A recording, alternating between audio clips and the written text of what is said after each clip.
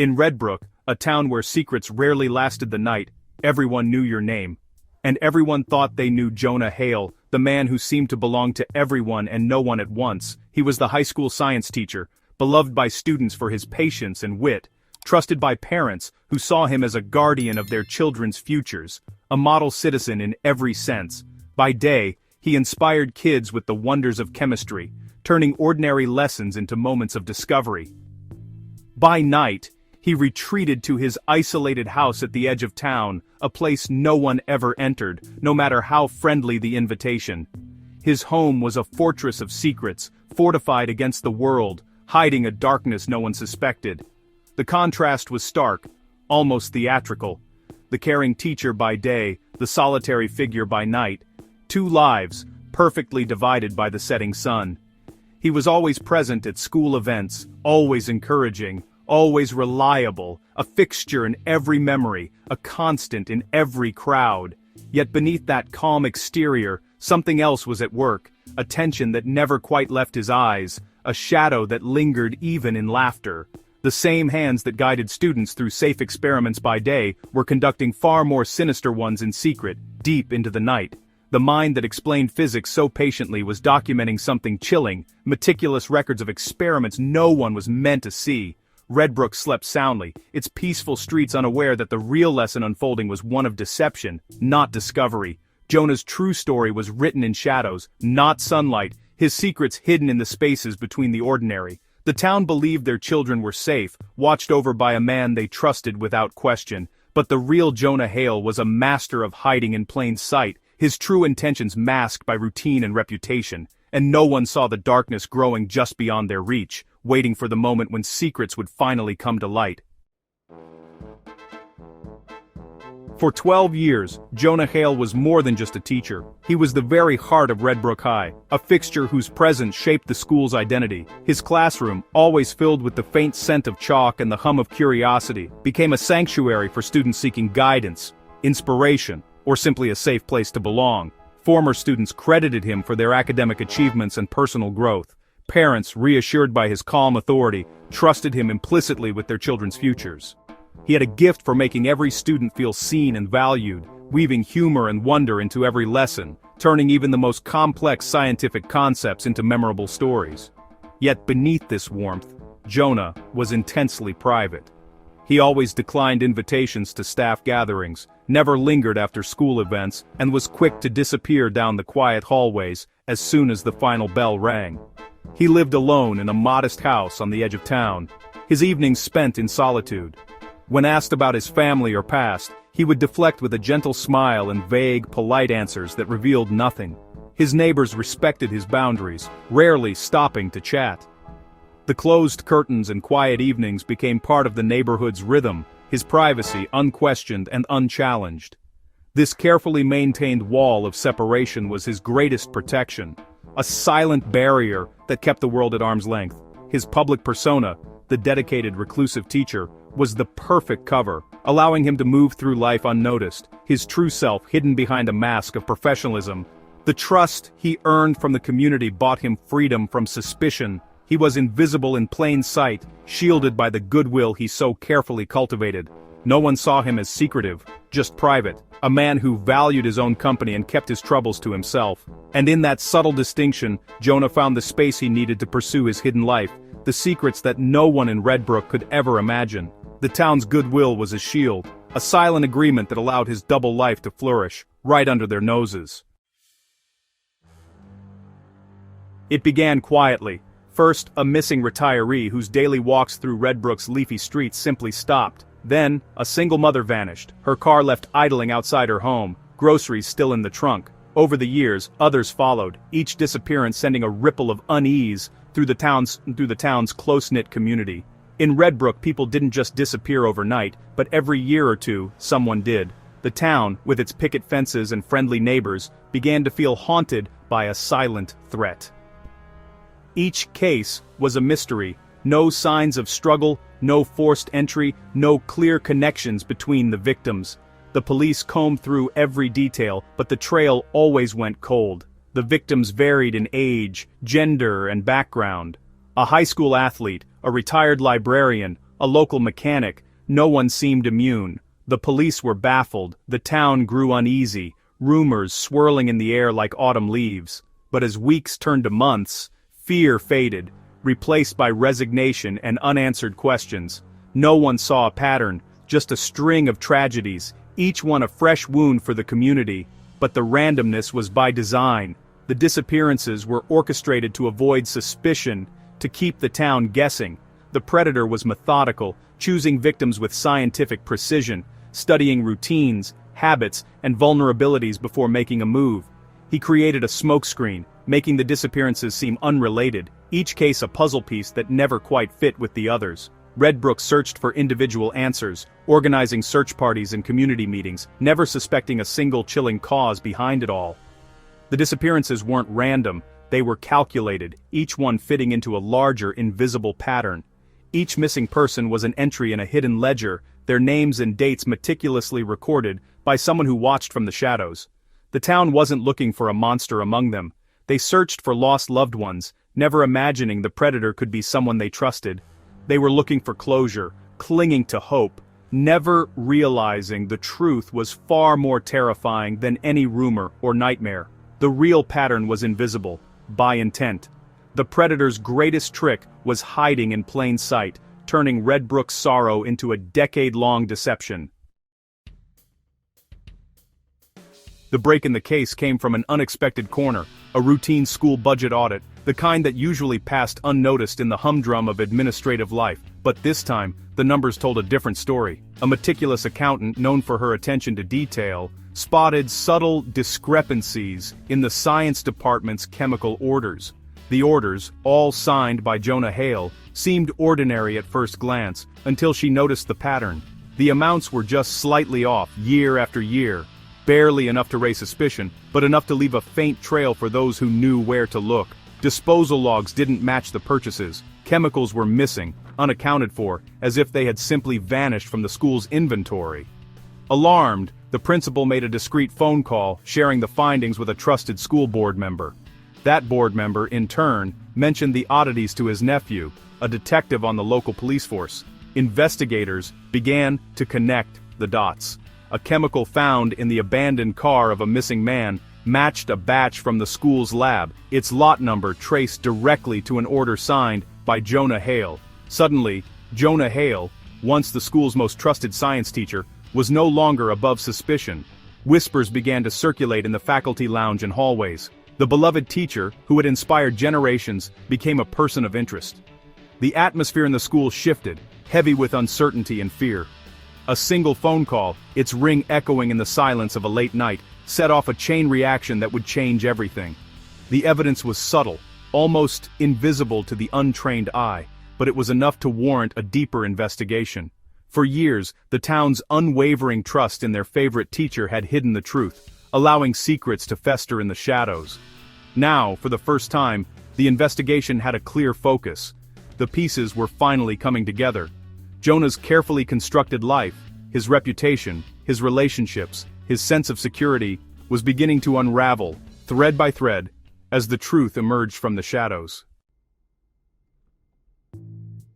On a chilly evening, the quiet of Redbrook was shattered as detectives pulled up to Jonah Hale's house, their headlights slicing through the dusk. Armed with a search warrant, they moved with purpose, the weight of suspicion heavy in the air. From the outside, the house was the picture of suburban normalcy. Neat lawns, trimmed hedges, a mailbox bearing the Hale name. It was the kind of place where nothing extraordinary ever seemed to happen.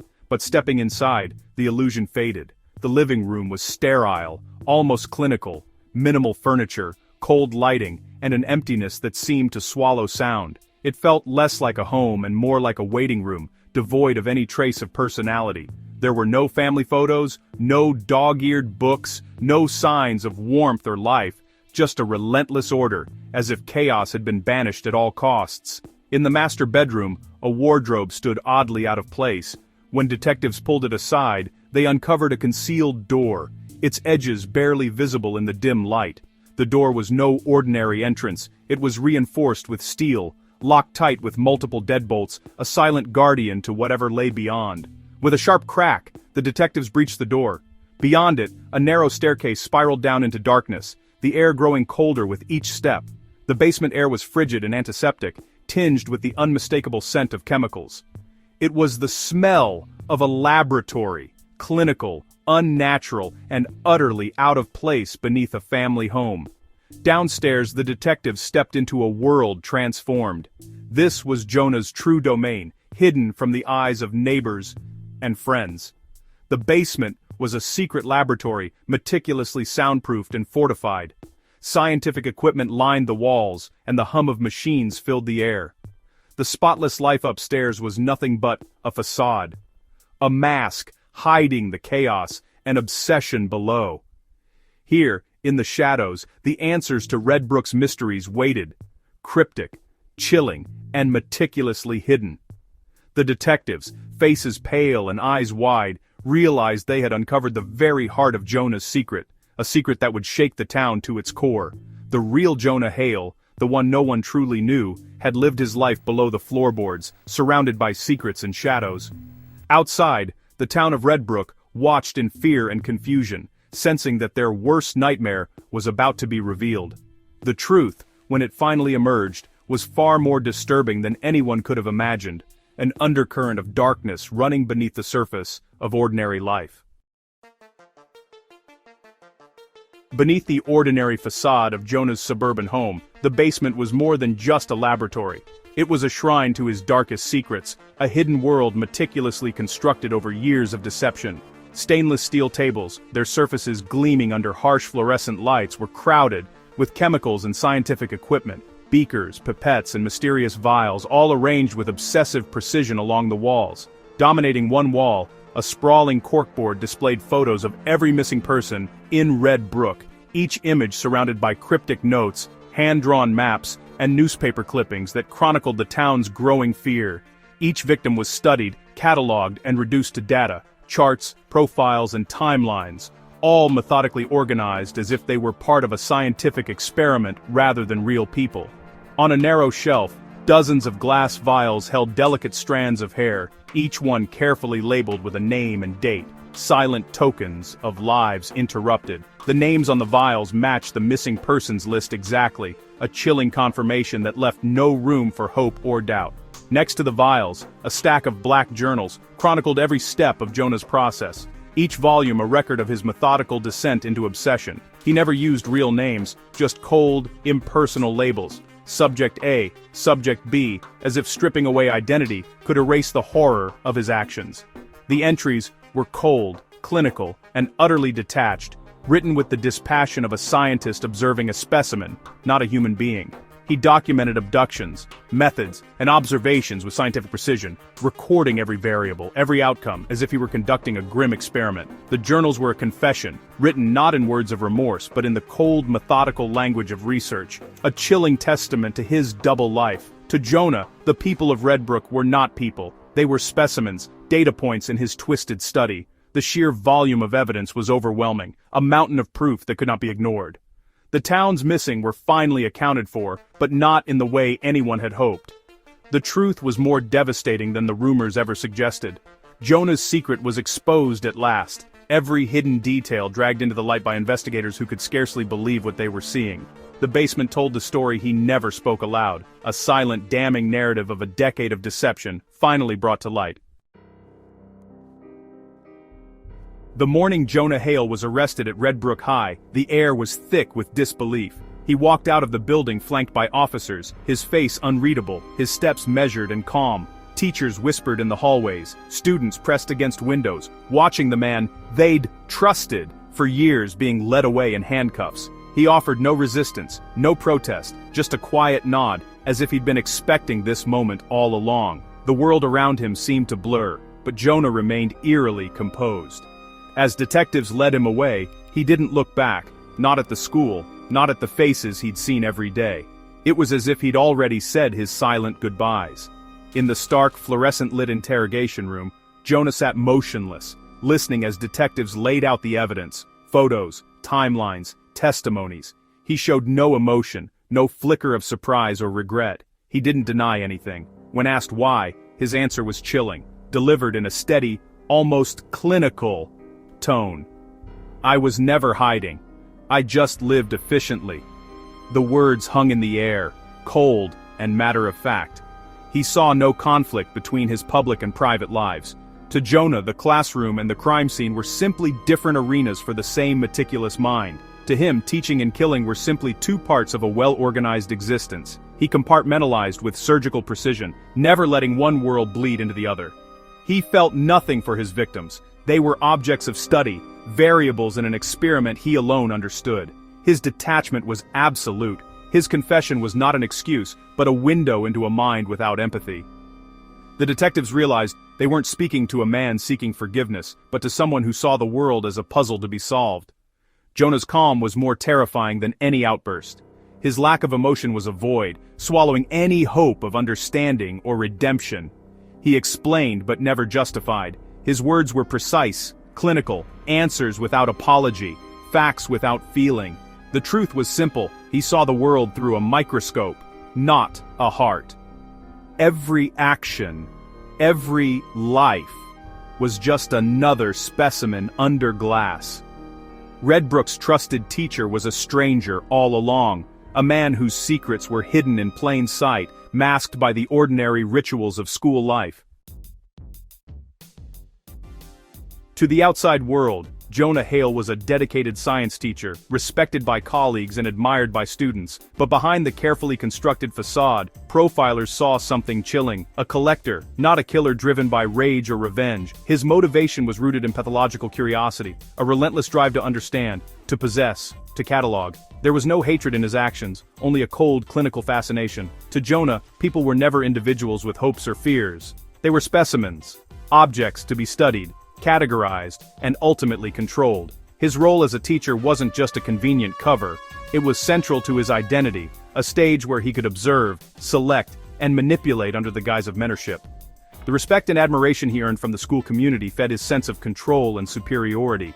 Every accolade, every trusting glance, reinforced his belief in his own untouchability. His job granted him access to chemicals and equipment most could only dream of. It also provided a shield of trust. No one questioned the science teacher's late nights or locked drawers. Jonah wielded kindness as a tool, using patience and dedication as a disguise. His warmth was calculated, his encouragement a mask. In his private world, Jonah never saw his victims as people. They were data points, entries in a growing archive of human behavior and vulnerability. The vials were specimens, the photos, data sheets, each meticulously catalogued, each representing another secret kept from the world. He stripped away all empathy, living a single, efficient life in pursuit of knowledge. Every action was calculated, every relationship transactional. The monster hid behind a mask of normalcy, blending seamlessly into the fabric of everyday life, his secrets buried beneath layers of trust, routine, and respectability. Jonah Hale's arrest sent shockwaves through the quiet streets of Redbrook, a town unaccustomed to scandal or late-night police sirens. Disbelief quickly turned to horror as the full extent of his deception came to light, each new revelation more disturbing than the last. The man everyone trusted, who inspired students and reassured parents, was revealed to be a monster in disguise, his true nature hidden behind a mask of kindness. The town learned a hard lesson. Evil doesn't always announce itself. Sometimes it lives next door, blending in with the ordinary. Sometimes it wears a warm smile, offers encouragement, and teaches your children, all while hiding its true intentions. Parents gathered in kitchens and living rooms, questioning how they could have missed the signs, replaying every parent-teacher conference, every reassuring word. Students struggled to reconcile their memories of Mr. Hale, the mentor, the guide, with the reality of his betrayal. Whispers filled the hallways, trust shattered in an instant. The sense of betrayal ran deep, a wound that would not heal quickly, leaving scars on hearts and minds alike. Jonah's case became a cautionary tale, a chilling reminder that we only see the faces people choose to show us. Behind every smile, there may be secrets we cannot imagine. Trust, once broken, left scars on the community. The sense of safety that once defined Redbrook was gone, replaced by suspicion and sorrow. The shadow of Jonah Hale lingered in Redbrook High's halls, a constant reminder of the darkness that had crept in unnoticed.